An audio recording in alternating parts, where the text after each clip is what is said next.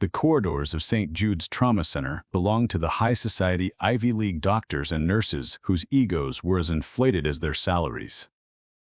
When Sarah entered, wearing scrubs that draped over her like a tent, and carrying a silence that disturbed the room, they didn't just overlook her, they ridiculed her. They branded her the mute, the janitor, and the risk. They attempted to push her out, completely unaware of the reality of her existence. They had no idea that the marks on her arms weren't from being clumsy, but from explosive shrapnel. They didn't realize that their most important patient, a Navy SEAL commander on the brink of death, was clinging to life for one reason, and it certainly wasn't because of the doctors. The snickering in the Ward 4 West break room wasn't hidden. It was the sharp, piercing kind, designed to penetrate through the thin walls. I requested a clamp, and she passed me a hemostat. Dr. Julian Thorne sneered, reclining in his expensive leather seat. He was the poster child of St. Jude's, a trauma surgeon who cared more about his Instagram fans than his surgical success. I swear human resources is scraping the bottom of the barrel. She looks like she just wandered in from the street. She has to be 45. Nurse Jessica, Thorne's head surgical nurse, chimed in while stirring her fancy oat milk latte. Who begins a residency or nursing rotation at that age? And look at her hands, they tremble. I saw her shivering when she was preparing the IV kit for Mistress Gable. Likely the DTs, Thorne mumbled, glancing at his expensive watch. Alcoholic or burned out? Regardless, get her out of my operating room. If she lays a finger on a patient during a serious procedure, I'm lodging a formal grievance against the administration. Just outside the door, Sarah Mitchell fixed the collar of her scrub top. It was standard issue blue, but on her, it hung loose, concealing a body that was lean and toughened by war. She had heard every single syllable. She didn't flinch. She didn't storm in to argue her case. She merely lifted the tray of cleaned tools she was holding and marched toward the nurse's station. Sarah had been employed at St. Jude's for 3 weeks. During that period, she had uttered fewer than 100 words. She performed the heavy lifting, changing dirty pans, scrubbing surfaces, refilling carts, chores that the young, elite nurses felt were beneath their dignity. She accepted the night shifts that nobody else desired. She absorbed the mockery. "Hey, rookie?" Sarah stopped. It was Greg, a second-year resident with a smirk permanently glued. To his face, he threw a soiled lab coat at her. It landed heavily on her shoulder. "Run that to the laundry and fetch me a coffee. Black. Don't ruin it like you ruined the charts." Sarah slowly removed the coat from her shoulder. She gazed at Greg for a brief moment. Her eyes, usually a flat, emotionless gray, flared with a flash of metallic gold. It was the stare of a person who had decided whether a man lived or died in the blink of an eye. Greg's smirk faltered, slipping for a split second. "Coffee?" Sarah said quietly. Her voice was scratchy, like gravel sliding over soft velvet. "Yeah, coffee." Greg stuttered, trying to regain his confidence as she walked away. "Weirdo." The reality was, Sarah's hands did shake, but not from liquor. They shook from the ghostly vibrations of Blackhawk helicopter rotors. They shook because, for 20 years, her hands had been stained with the blood of young soldiers crying for their mothers in the dirt of Kandahar, Fallujah, and places the government wouldn't acknowledge. She wasn't just a new nurse. She was former Lieutenant Sarah Mitchell, a call sign Angel, a specialized pararescue jumper and combat medic attached to Tier 1 Special Operations teams. She had retired 3 years prior, after a roadside bomb destroyed half her convoy, leaving her with a traumatic brain injury and a spine reinforced with titanium. She had come to St. Jude's not for the paycheck, but because she craved the noise. The quiet of retirement was too deafening. She needed the rhythmic beeping of monitors to fall asleep. She needed to be of service. But she had vowed to herself, no heroics, no fighting, just quiet caregiving. She was failing at the quiet part, mostly because Dr. Thorne and his group were making her existence a nightmare. That afternoon, the hospital's loudspeaker system buzzed to life. The tone was urgent. 3 sharp blasts. Code Black, Trauma Bay 1. Arrival in 3 minutes. Mass casualty event confirmed. High-value transfer. Incoming. The break room vacated instantly. Dr. Thorne was already shouting commands as he dashed down the corridor. Jessica, Prep Room 1. Greg, get the blood bank on the phone. This is the big one. People, we have VIPs arriving from the airfield. Sarah stood by the linen cart. She wasn't assigned to Trauma Bay 1. She was assigned to mop-up duty. But, as the sirens screamed closer, a noise cut through the clean air that made her blood turn to ice. It was the unmistakable, rhythmic thumping of a heavy-lift military chopper touching down on the roof. Sarah dropped the mop handle. She recognized that sound. That wasn't a medical rescue chopper. That was a Pavehawk. Something had gone wrong. Terribly wrong. The trauma bay was a scene of total disorder. The doors flew open, and paramedics, flanked by 2 gigantic men in plain clothes, wearing tactical headsets, wheeled in a stretcher. The patient was a disaster of wires, blood-soaked bandages, and shattered bone. Male 40s, multiple gunshot wounds to the chest cavity. The lead paramedic yelled, his voice breaking. BP is 60 over 40 and falling. We lost his pulse twice in the air. His ego expanding to fill the space. I've got this. Clear a path. Get a line in him. Type and cross-match for O-negative stat. The men in tactical gear hovered aggressively. One of them, a bearded giant with a scar tracing down his neck, grabbed Thorne's scrub sleeve. Doc, the man growled, you listen closely. This is Commander Hayes. You lose him, and there is no hole deep enough for you to hide in. Thorne yanked his arm free. Get these men out of my operating room. I am trying to save a life here. Security guided the operators out, but the tension remained thick enough to suffocate everyone. On the table, Commander Marcus Breaker Hayes was fading away. The monitor screamed, a flat, dissonant tone. He's coding! Nurse Jessica shrieked. V-fib, Thorne yelled. Paddles. Charge to 200. Thump. Nothing. Charge to 300. Thump. Come on. Thorne was sweating profusely now. The confident surgeon was crumbling. The damage was too severe. There was arterial spray hitting the floor every time they performed compressions. Where is the bleeder? I can't see anything through this gore. In the corner of the room, unseen, Sarah Mitchell had slipped inside. She wasn't supposed to be there. She was supposed to be cleaning the waiting area, but she was observing the monitor and watching the blood flow. She spotted what Thorne missed. Thorne was focused on the chest wounds, but the blood wasn't pooling in the chest cavity alone. The commander's abdomen was swollen, tight as a drum. He has a junctional hemorrhage, Sarah whispered. Nobody heard her. I said charge to 360, Thorne screamed. We are losing him. Sarah moved. It wasn't a conscious choice. It was muscle memory. She stepped past Greg, who tried to block her path. Get out of here, janitor. Greg hissed. Sarah shoved him. It wasn't a gentle nudge. She drove her shoulder into his chest with enough power to knock the wind out of him, sending him stumbling into a metal cart. Hey, Thorne looked up, eyes wide with fury. What the hell are you doing? Security. Sarah ignored him. She reached the table. She didn't look at Thorne. She looked at the wound on the commander's upper thigh, high up near the groin, concealed by the shredded tactical trousers.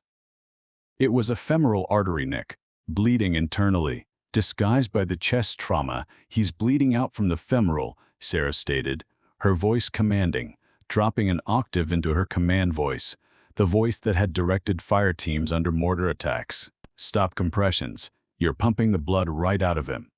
You are fired, Thorne roared. Get away from the patient.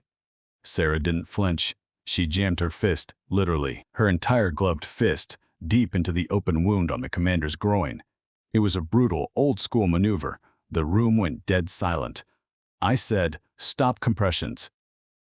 Sarah stared Thorne dead in the eyes. Look at the monitor. Thorne looked. The blood pressure, which had been flatlining, gave a small, weak blip, then another.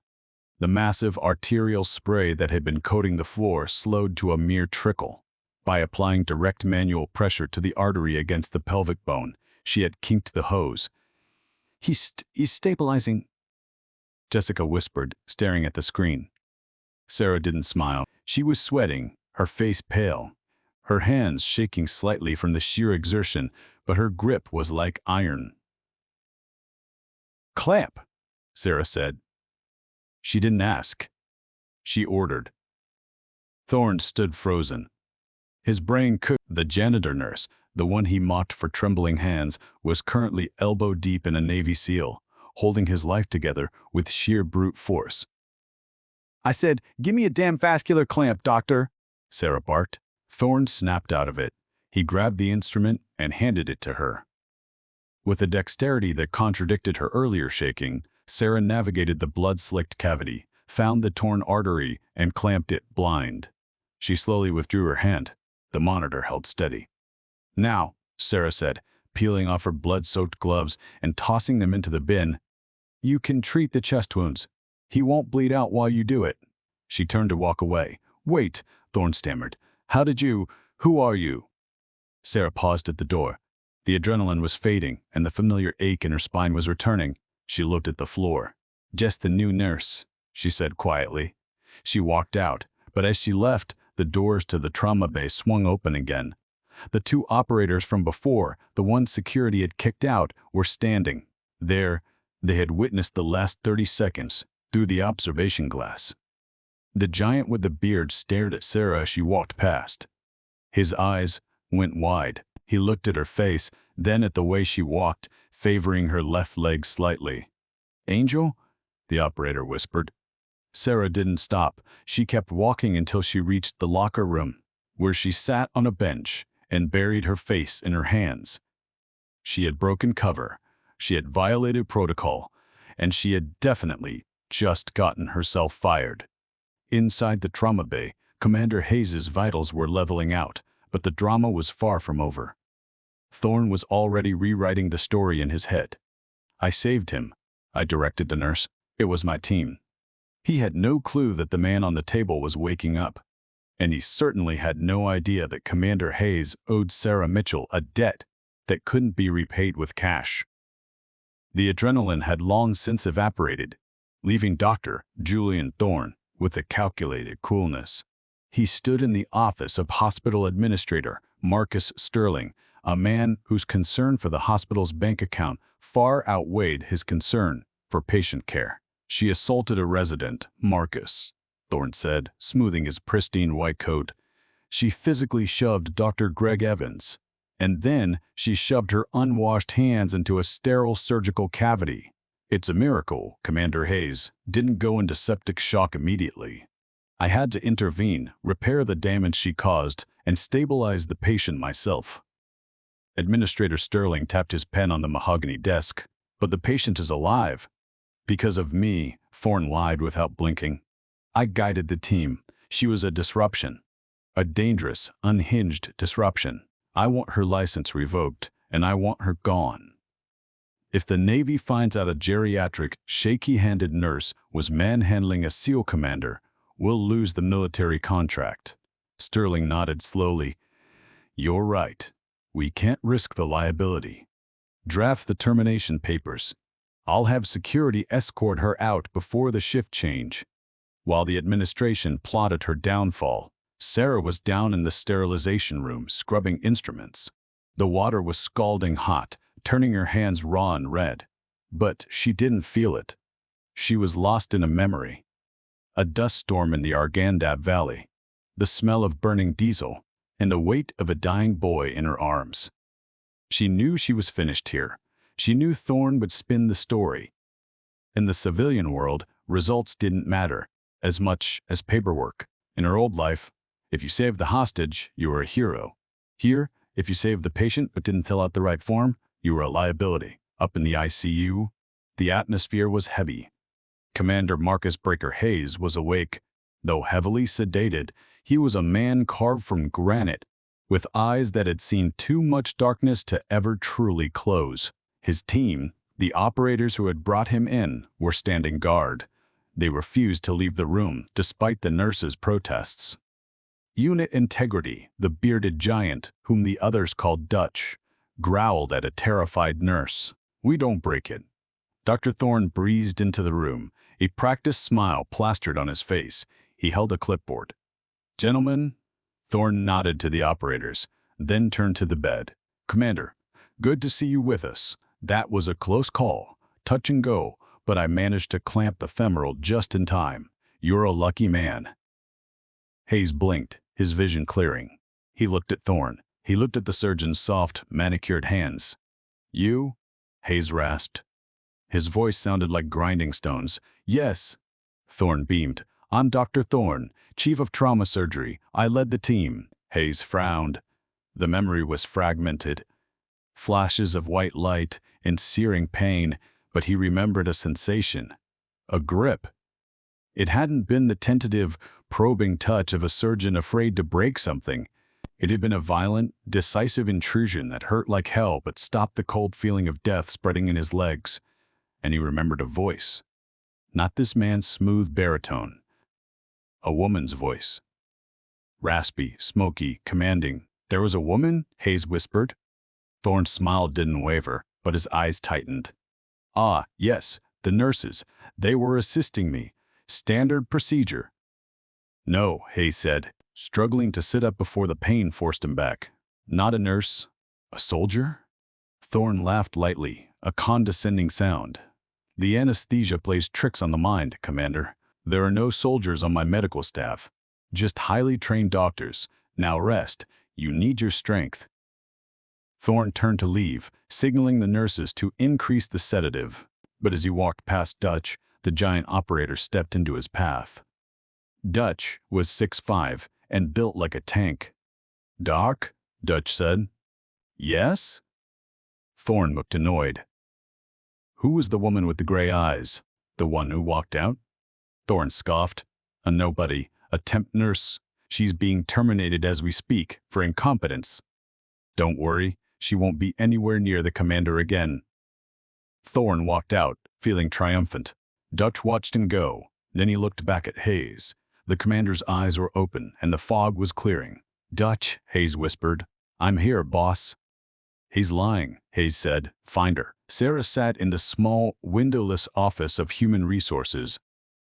Across from her sat a woman named Karen, who looked more bored than angry. "Ms. Mitchell," Karen sighed, sliding a piece of paper across the desk. "Dr. Thorne has filed a formal incident report. Insubordination, physical assault on a resident, and practicing outside the scope of your nursing license. We have no choice but to terminate your employment. Effective immediately." Sarah looked at the paper. Termination. She didn't argue. She didn't explain that Thorne had been freezing up or that the resident had been in the way. She simply nodded. "Okay," Sarah said softly. "Please hand over your badge," Karen said. Sarah unclipped the plastic ID from her scrub top and placed it on the desk. It felt lighter. "You have 20 minutes to clear out your locker. Security will escort you to the exit." Sarah stood up. Her back ached. The old shrapnel wound in her hip was throbbing, a reminder that it was going to rain soon.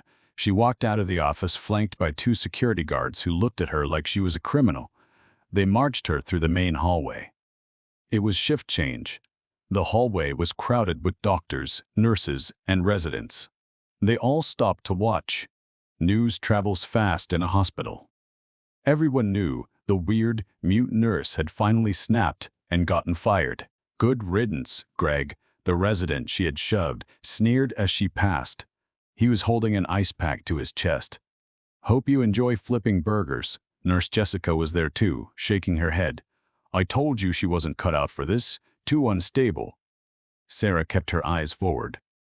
She carried a small cardboard box containing a stethoscope, a spare pair of socks, and a framed photo of a dog that had passed away years ago. That was it. That was her whole life at St. Jude's. She reached the lobby. The automatic doors were just ahead. Freedom. Silence. "Hold it!" The shout was so loud it rattled the glass in the reception booth. The security guard stopped. Sarah stopped. Down the long corridor, coming from the elevators, was a phalanx of men. It was Dutch and 3 other operators. They weren't walking. They were moving with a purpose that made the doctors and visitors scramble out of the way. Dutch spotted Sarah. He pointed a finger at her. "You," Dutch bellowed, "don't move." The security guards put their hands on their belts. They didn't carry guns, just tasers. "Sir, you can't be down here. This is a restricted." Dutch didn't even look at guard. He just kept walking until he was standing 2 feet from Sarah. He towered over her. The hallway went dead silent. Everyone was watching. Was she in trouble? Had she hurt the patient? Was this the military police coming to arrest her? Greg smirked. "Oh, this is going to be good. They're going to arrest her?" Dutch looked down at Sarah. He looked at the cardboard box in her hands. Then he looked at her face, studying the scar above her eyebrow, the gray eyes, the way she stood with her weight distributed evenly, ready to move. "Ma'am," Dutch said, his voice surprisingly gentle for a man of his size. "Commander Hayes is asking for you." Sarah tightened her grip on the box. "I don't work here anymore. I was just fired." Dutch's head snapped up. He looked around the lobby, his eyes scanning the crowd until they landed on Dr. Thorne, who had just come down to enjoy the show. "Fired!" Dutch repeated the word, heavy with menace. "She nearly killed the patient," Thorne shouted from the back, trying to regain control of the narrative. "She is a danger to this hospital. Officers, remove her." Dutch turned his body slowly toward Thorne. The other 3 operators fanned out, creating a protective perimeter around Sarah. It was a subtle tactical move. The diamond formation used to protect a VIP. "Nearly killed him?" Dutch asked, his voice low. "That man up there is alive because someone knew how to crimp a femoral artery without seeing it, and I know for a fact, doctor, that it wasn't you." "I saw the security footage from the bay." A gasp went through the lobby. "That's confidential property?" Thorne sputtered, his face turning red. "It's evidence," Dutch corrected, "and I saw a woman with a distinct limp and a left-handed clamp technique save my CO's life while you were screaming for electricity." Dutch turned back to Sarah. He saw the way she was looking at the floor, trying to disappear. He saw the shame she shouldn't be feeling. "We checked your file," ma'am, Dutch said softly, so only she could hear. "Or, the file you gave HR Sarah Mitchell, associate's degree in nursing, previous experience, nursing home." Sarah didn't look up, but then I made a call to a friend at the Pentagon. Dutch continued. "I gave him your vitals and your description, and he told me there was no Sarah Mitchell." Sarah's eyes snapped to his. "He told me," Dutch smiled, a sad, respectful smile, "that there is a Jane Doe retired from the 24th Special Tactics Squadron, call sign Angel. The only woman to ever complete the PJ pipeline and serve with the teams off the books, credited with 400 combat saves." The box slipped from Sarah's hands. It hit the floor with a thud. The whisper ran through the crowd. "Special tactics. 400 saves." Thorne pushed his way to the front. "I don't care if she's Florence Nightingale. She broke protocol. She is fired." "She isn't going anywhere." A voice boomed from the elevators. The crowd parted. A wheelchair was being pushed forward by a terrified nurse. In it sat Commander Hayes. He was pale, hooked up to a portable IV and a monitor, and he looked like death warmed over. But he was sitting upright. "Commander, you cannot be out of bed," Thorne shrieked. Hayes ignored him. He looked across the lobby at Sarah, their eyes locked. For the first time in years, Sarah felt seen, not as a janitor, not as a screw-up, but as who she was. Hayes raised a trembling hand. He didn't point. He slowly, painfully brought his hand up to his brow. He saluted her. Dutch and the 3 other operators snapped to attention, their boots slamming into the linoleum floor in unison. Crack! They raised their hands in a sharp, crisp salute. The silence in the lobby was deafening. "Lieutenant," Hayes rasped, using her old rank, "I believe you have my life in your hands again." Sarah's lip trembled. She fought it. but a single tear tracked through the dust on her cheek. She slowly straightened her posture. The slouch of the tired nurse vanished. Her shoulders squared. Her chin rose. She returned the salute. "Commander," she whispered. Thorne looked around, realizing the tide had turned violently against him. This is ridiculous. This is a hospital, not a parade ground." "Security, shut up," Administrator Sterling said. He had appeared on the balcony overlooking the lobby. He had been watching the whole thing. He looked down at Thorne. "Shut up, Julian." Sterling walked down the stairs. He approached Sarah. He looked at the operators, then at the commander, and finally at the new nurse he had just ordered fired. "Mitchell," Sterling said, his voice shaking slightly. "It seems there has been a significant misunderstanding regarding your employment status." "No misunderstanding," Sarah said, her voice regaining that steel from the trauma bay. She looked at Thorne. "I quit." "No," Hayes said from the wheelchair. "You don't." He rolled his wheelchair forward until he was right in front of her. "I have a mission for you, Angel," Hayes said, "and it pays better than this place." But before Sarah could answer, the hospital doors blew open again. But this time, it wasn't a patient. It was a man in a black suit holding a briefcase, followed by 2 state troopers. "Dr. Julian Thorne?" the man in the suit asked. Thorne blinked. "I am Dr. Thorne. I'm from the Medical Ethics Board," the man said. "We just received a digital packet containing security footage of trauma. Bay 1, along with audio logs of you falsifying patient records." Thorne went pale. He looked at Dutch. Dutch held up his phone and winked. "You're suspended pending an immediate investigation." The man in the suit said, "Troopers, please escort the doctor off the premises." As Thorne was dragged away, kicking and screaming about his reputation, the lobby erupted into applause. Not for Thorne. They were clapping for Sarah, but the story wasn't over, because the mission Hayes had mentioned wasn't just a job offer, it was a warning. The people who had shot Hayes were still out there, and they knew he was at St. Jude's. The hospital wasn't safe anymore. The applause in the lobby died down as quickly as it had started, replaced by a cold, vibrating tension. Commander Hayes didn't smile. He grabbed Sarah's wrist, his grip surprisingly strong for a man who had flatlined an hour ago.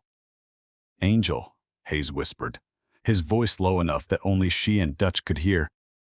"They didn't just ambush us, they hunted us. It's the menacing shadow organization known as Blackwell. They know I have the encryption key. They know I'm here. And they don't leave loose ends." Sarah's eyes narrowed.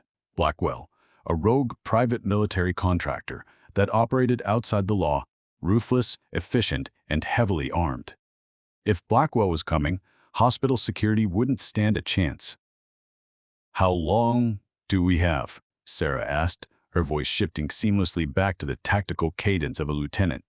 "They hit the convoy at 1400. Dutch checked his watch. "They'll track the medevac bird. They know we're stationary. I'd say we have less than 20 minutes before the first scout team breaches." Sarah turned to the stunned crowd of doctors and nurses. Administrator Sterling was still standing there, looking confused. Greg and Jessica was staring at Sarah like she was an alien. "Listen to me," Sarah shouted. The rasp in her voice was gone, replaced by pure command. Presence. "We are locking down this hospital. This is no longer a medical facility. It is a defensive hardpoint. You can't just—" Sterling started to protest. "If you want to live, you will do exactly what I say," Sarah cut him off. She turned to Dutch. "Dutch, take your team and secure the ground floor entrances. Use the vending machines and heavy furniture to barricade the glass doors. Nothing gets in." "Roger that, LT," Dutch said, grinning, as he racked the slide of his concealed sidearm. Sarah turned to Greg. The arrogant resident was trembling. "Greg," Sarah said sharply. Yes. Take Jessica and move all patients from the south wing into the interior corridors, away from the windows. Turn off the lights. Do it now." "But," Dr. Thorne said. Jessica stammered. "Thorne is gone," Sarah snapped. "I am the ranking officer on this deck. Move. They moved. Sarah wheeled Hayes back toward the elevator. We're going to the 4th floor. Surgery. It has the thickest walls, limited access points, and backup generators. As they reached the 4th floor, the hospital hummed with a terrified energy. Sarah pushed Hayes into Trauma Room 3, the room farthest from the elevators. She began stripping the room of non-essentials. You need a weapon, Hayes said, reaching for the holster on the pile of his bloody clothes that had been bagged up. It was empty. The paramedics had removed his Sig Sauer. I have weapons, Sarah said. Opening a drawer, she pulled out a scalpel, a roll of heavy surgical tape, and a pressurized canister of ethanol. Suddenly, the hospital lights flickered and died. Total darkness. The backup generators kicked in a second later, bathing the hallways in a dim, eerie red emergency light. Click. The intercom system crackled, but it wasn't the hospital operator, Commander Hayes. A distorted, digitized voice echoed through the speakers. We know you're on the 4th floor. Send the encryption key down in the elevator, and we will leave the civilians alone. You have 5 minutes. Sarah looked at Hayes. They're bluffing, Hayes said. They'll kill everyone to cover their tracks. Sarah walked to the double doors of the surgical ward. She looked through the small glass window. The elevators at the far end of the hall dinged. The doors opened. 4 men stepped out. They wore black tactical gear, gas masks, and carried silent submachine guns. They moved with fluid, professional precision. Blackwell operators, they weren't here to negotiate. Sarah turned to the nurses' station, where Greg and Jessica were cowering behind the desk. Get into the supply closet, Sarah whispered. Lock the door. Do not open it unless you hear my voice. What are you going to do? Greg whispered, tears streaming down his face. You don't have a gun? Sarah looked at the scalpel in her hand. She looked at the fire extinguisher on the wall. She looked at the shadows stretching down the hallway. I'm going to triage the situation, Sarah said. She slipped into the darkness of the hallway, disappearing like a ghost. The hallway was silent, except for the rhythmic thump, thump, thump of the Blackwell operators' boots. They moved in a stack, checking rooms one by one. Kick, clear, move, kick. They were getting closer to Trauma Room 3. The lead operator signaled to stop. He saw something on the floor. It was a wheelchair overturned. A distraction. Check right, the leader whispered into his comms. The second man peeled off to check the linen closet. He opened the door. Whoosh! A blast of white powder exploded into his face. Sarah had rigged a dry chemical fire extinguisher to the door handle with surgical tape. The operator gagged, blinded, flailing his arms. In the confusion, a shadow dropped from the ceiling panels above them. It was Sarah. She didn't land on the ground. She landed on the third man's back. Before he could raise his weapon, she jammed a syringe into the exposed gap of his neck armor. Succinylcholine, a paralytic agent used for intubation. The man dropped like a stone, his muscles seizing instantly. The leader spun around, firing blindly. Bullets chewed up the drywall, but Sarah was already moving. She rolled under a gurney, sliding across the polished floor like a baseball player stealing home.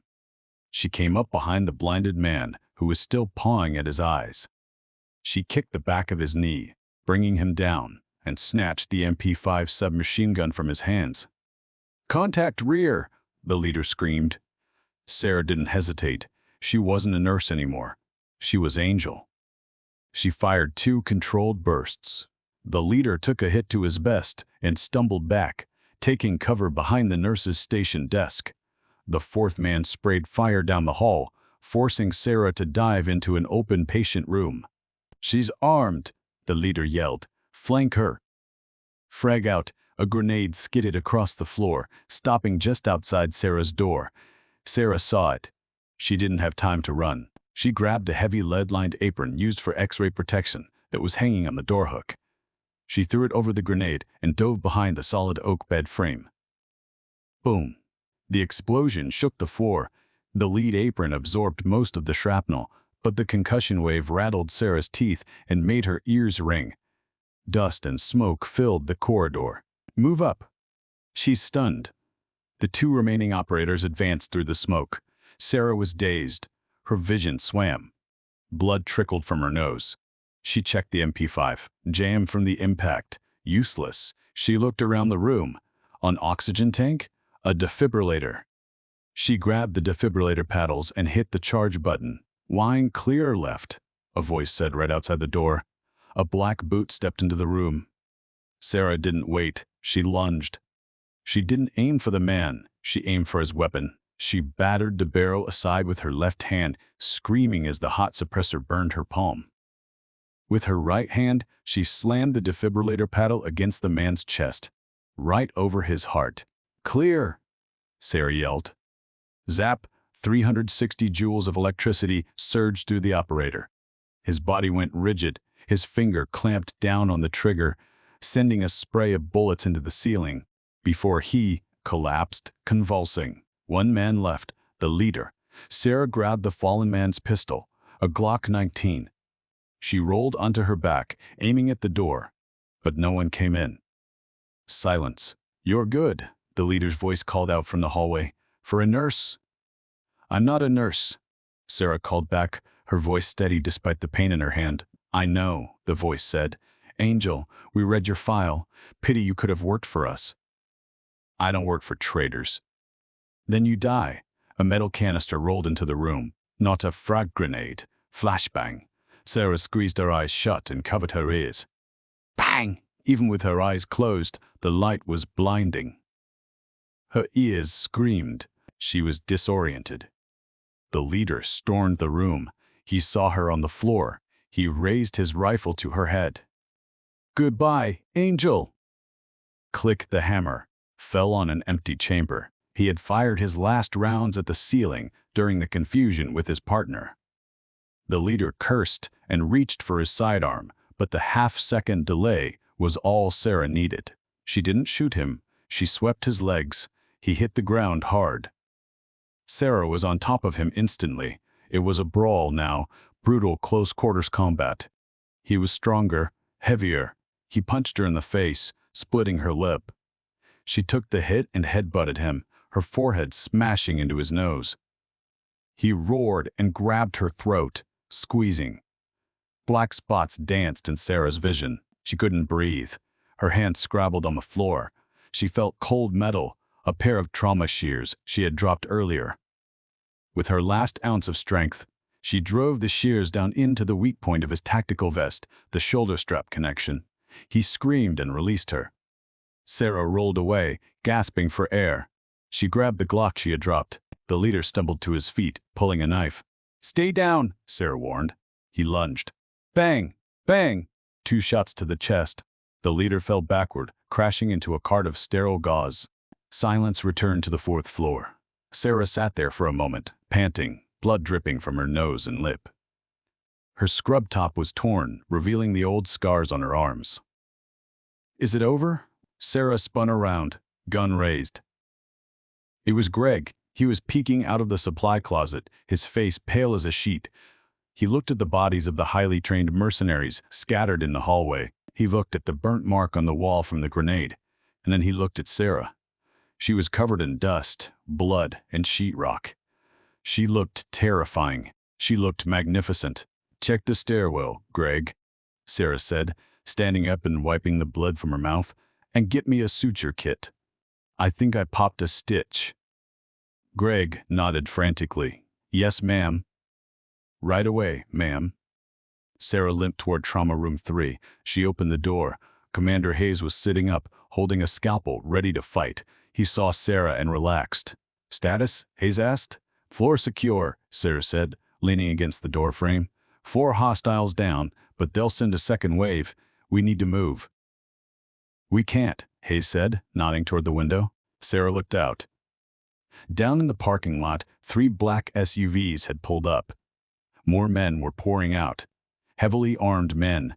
And a helicopter was approaching from the south. Not a Medevik, but a blacked-out attack chopper. "That's the extraction team," Hayes said grimly. "Or the cleanup crew." Sarah checked the magazine in the Glock. 7 rounds. "Dutch," she radioed on the headset she had taken from the dead leader. Pinned down in the lobby, LT.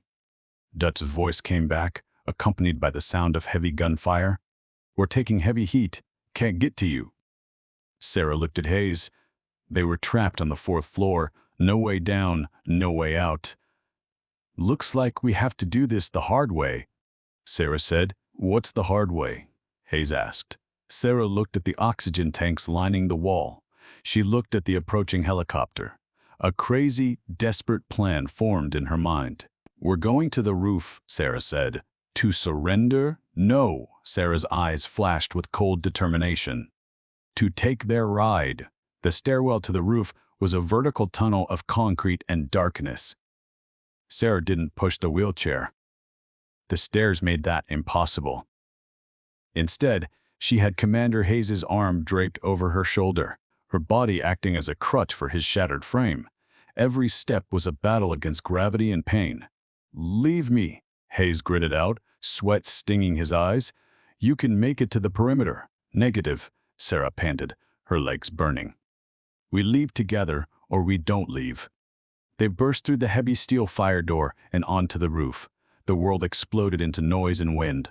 A sleek, made black MH-6 Little Bird helicopter was hovering just feet above the helipad, its rotors whipping the rain into a frenzy. The downdraft was immense, tearing at Sarah's scrubs. 4 men were fast roping down from the skids. The cleaners. They hit the deck with heavy thuds, weapons raised. Sarah dragged Hayes behind a massive HVAC ventilation unit just as bullets sparked against the metal casing. Ping, ping, ping.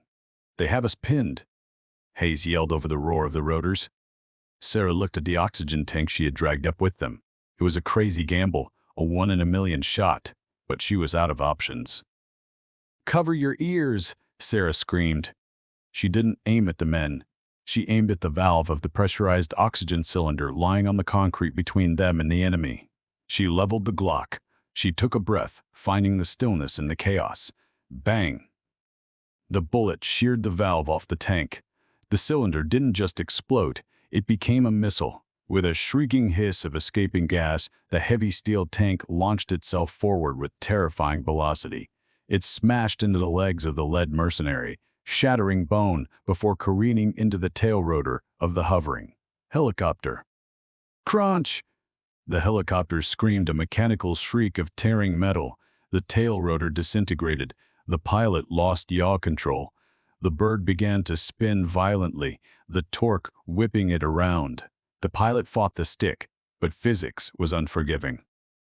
The helicopter slewed sideways, its skids clipping the edge of the roof, and crashed hard onto the helipad, rolling onto its side. The rotors shattered, sending shrapnel flying like deadly confetti. The mercenaries on the roof were knocked flat by the impact. "Move now!" Sarah roared. She hauled Hayes up. They didn't run away from the crash, they ran toward it. The pilot was slumped over the controls, unconscious. Fuel was leaking. The engine was whining, trying to tear itself apart. Sarah yanked the pilot's door open, unbuckled him, and dragged him out onto the wet concrete. She shoved Hayes into the co-pilot's seat. "Can you fly?" Hayes shouted, strapping in. "I'm a pararescue jumper," Sarah yelled, jumping into the pilot's seat. "We know enough to get home." She scanned the console. It was a digital glass cockpit, complex, military-grade. Warning lights were flashing red, rotor RPM low, hydraulic failure. Come on," Sarah whispered, flipping switches with practiced speed. She killed the auto throttle and engaged the manual override. Outside, the surviving mercenaries were getting to their feet. They raised their rifles. Bullets shattered the windshield. Glass sprayed into the cockpit. Sarah grabbed the cyclic stick and ripped the collective up. The helicopter groaned, shuddered, and lifted. It was ugly. It lurched to the left, scraping the concrete, sparks flying, but it was airborne. Sarah kicked the pedal, swinging the nose around. She didn't fly away immediately. She dipped the nose, buzzing the mercenaries, forcing them to dive for cover. "Dutch!" Sarah screamed into the headset. "Roof is clear. We have air transport. Get to the roof." "Negative. Angel?" Dutch's voice crackled, sounding strained. "We're cut off. Elevators are disabled. We're holding the lobby, but we're out of ammo. Sarah looked at the fuel gauge. Low. She looked at Hayes. He was fading again. The G-force taking its toll. She made a choice. Hold on, Sarah said. She pushed the stick forward. The damaged helicopter dove off the side of the building. For a terrifying second, they were free-falling toward the parking lot. Then Sarah pulled up at the last second, leveling out just 50 feet above the ground. She hovered right in front of the hospital's main glass entrance, the lobby, where the battle was raging. Inside, Dutch and his team were pinned behind the reception desk. Blackwell operators were advancing. Sarah didn't have guns on the chopper. The crash had jammed the miniguns, but she had something else. Brace.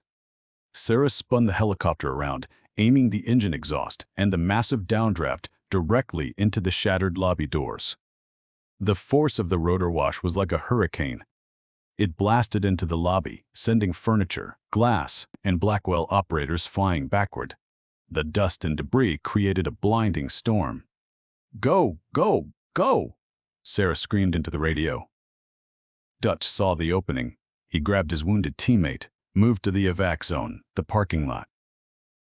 The operators sprinted out of the lobby, using the helicopter as a shield. They scrambled into the back of the hovering bird, hauling themselves onto the skids. "We're clear. Punch it!" Dutch yelled. Sarah pulled the collective. The helicopter screamed one last time and surged upward, climbing into the rainy night sky, leaving the chaos of St. Jude's Hospital behind them. Below them, flashing lights of police and FBI units were finally swarming the grounds. The cavalry had arrived, but they were 10 minutes too late. If it hadn't been for the nurse with the shaking hands, everyone would be dead. The private airfield in Virginia was quiet. The sun was setting, casting long orange shadows across the tarmac. Sarah stood by the chain-link fence, wearing civilian clothes, jeans, and a leather jacket. Her arm was in a sling, and she had a butterfly bandage over her eye. A black government sedan pulled up. Dutch got out first, looking clean-shaven and wearing a dress uniform. He opened the back door. Commander Hayes stepped out. He was on crutches, but he was standing. He wore his full-dress whites, the gold trident of a Navy SEAL gleaming on his chest. He walked over to Sarah. "They told me you declined the medal," Hayes said softly. Sarah shrugged, looking at the runway. "I didn't do it for a medal. I just wanted to do my job." "You did a hell of a lot more than that," Hayes said. "Blackwell has been dismantled. The files you secured. They took down 3 corrupt senators and half the defense board. You cleaned house. Angel, I'm retired." "Commander," Sarah said. "Or, I was supposed to be." Hayes reached into his pocket. He pulled out a small velvet box. "The Navy can't officially recognize what happened at that hospital," Hayes said, "but the Brotherhood can." He opened the box. Inside wasn't a medal. It was a pin, a small golden angel wing. "The guys from the squadron voted," Hayes smiled. "You're not Angel anymore. Call sign is Valkyrie. Because you choose who lives and who dies." Sarah took the pin. She felt a lump in her throat. "What about the hospital?" Sarah asked. "Dr. Thorne?" Dutch laughed, stepping forward. "Thorne, he's currently facing federal charges for medical negligence and fraud. And get this, Administrator Sterling resigned. The board appointed a new chief of nursing." "Who?" "Jessica," Dutch grinned. "She grew a backbone that night. She told the FBI everything." Sarah smiled. It was a real smile this time. "So," Hayes said, "the job offer still stands? We need a medic for a new task force. No red tape, no administrators, just the mission." Sarah looked at her hands. They weren't shaking anymore. She looked at Hayes, then at the horizon. "When do we start?" Back at St. Jude's, the break room was quiet. A new nurse was restocking the shelves. Greg, the resident, walked in. He looked different, humbled. He saw the new nurse struggling with a heavy box. In the past, he would have ignored her. He would have laughed. "Here," Greg said, stepping forward. "Let me get that for you." "Thanks, doctor." The nurse smiled. Greg looked at the empty locker in the corner, the one that used to belong to Sarah. Someone had taped a small, printed picture to it. It was a blurry photo from a security camera showing a woman standing amidst the smoke, holding a defibrillator paddle like a shield.